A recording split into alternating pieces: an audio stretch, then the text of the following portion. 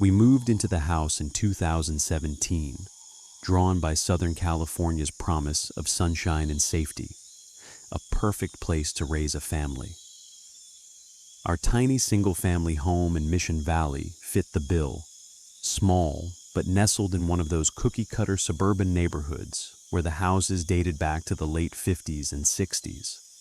Most had been gutted and remodeled over the decades, their interiors modernized while their bones remained old.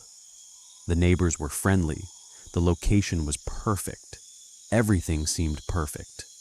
For years, my body had kept its own schedule, waking me somewhere between 1 and 3 a.m. for a quick trip to the bathroom.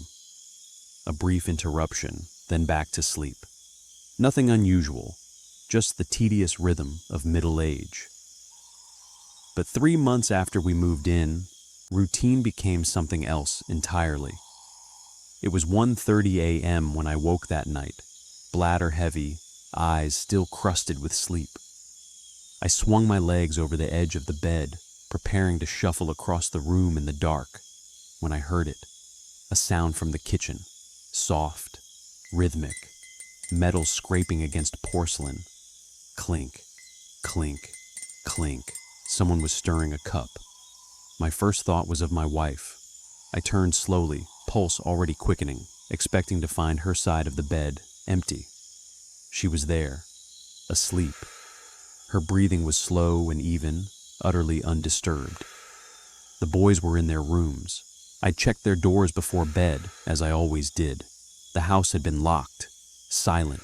Clink, clink, clink.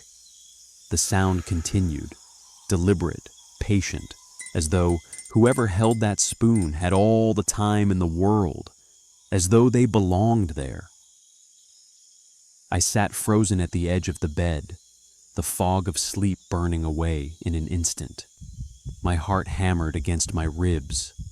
Seconds crawled past. The stirring didn't stop. Then I remembered the floor. Those old wooden boards, original to the house, warped and weathered by decades of footsteps, announced everything. A groan here, a crack there.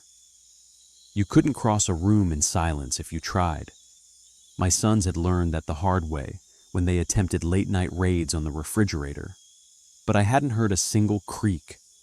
No footsteps approaching the kitchen, no cabinet opening, no water running, just the stirring. The realization settled over me like ice water. Whatever was in my kitchen hadn't walked there. It was just there. I forced myself to stand, each breath shallow and controlled. The stirring continued, unhurried, almost intimate in its rhythm. The sound of someone at home, performing a familiar ritual. But this wasn't their home.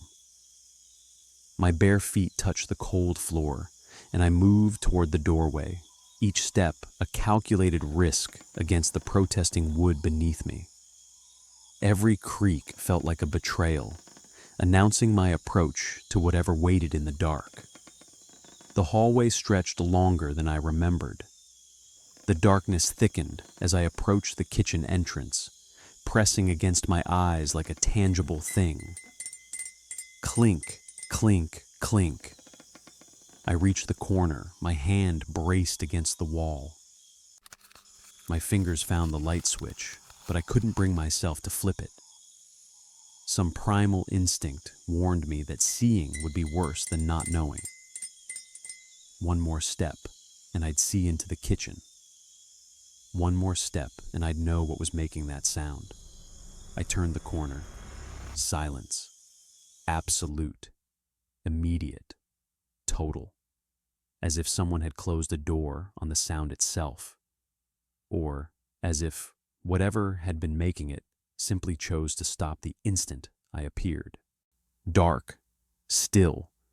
But the air felt wrong. Displaced somehow, as though something had just moved through it. Disturbed. The temperature was different too, I realized. Colder near the sink. The kind of cold that has nothing to do with ventilation or open windows. I stood there for what felt like hours, staring into that empty kitchen, my hand still hovering near the light switch I couldn't bring myself to touch. Eventually, I shuffled back to bed. My wife never stirred. I didn't sleep again that night. Morning came reluctantly, the sun pushing through our bedroom curtains with unusual effort. When I finally opened my eyes, my wife was still beside me, her face soft with sleep, utterly untouched by the night's events. I told her everything, the sound, the silence, the wrongness of it all. She listened, her expression shifting from drowsy concern to something more challenging to read. She hadn't woken and hadn't heard a thing, despite sleeping less than 20 feet from where the sound had originated. "Maybe you were dreaming," she said, but her voice carried a thread of uncertainty. She knew my nightmares, knew how they manifested. This wasn't one of them. We shuffled to the kitchen for our morning routine, the nightmare already fading in the honest light of day. The room looked exactly as it always did, counters clear, sink empty, everything in its place. I reached for the cabinet to grab my usual mug, ready to dismiss the whole episode as a trick of exhausted consciousness. Then I saw it. On the counter, next to the sink, was a coffee cup I'd never seen before. Delicate porcelain, yellowed with age, a hairline crack running down one side like a vein. The pattern was old-fashioned, something from another era entirely, and resting inside it, as if someone had just finished using it, a vintage silver spoon tarnished at the edges. Neither of us moved, neither of us spoke. The morning light slanted across that cup, illuminating tiny brown stains along its interior rim. Coffee stains, old ones set deep into the porcelain.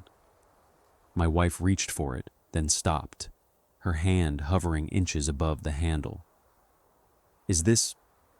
Did you? No. My voice came out rougher than I intended. I've never seen it before. We both knew what that meant.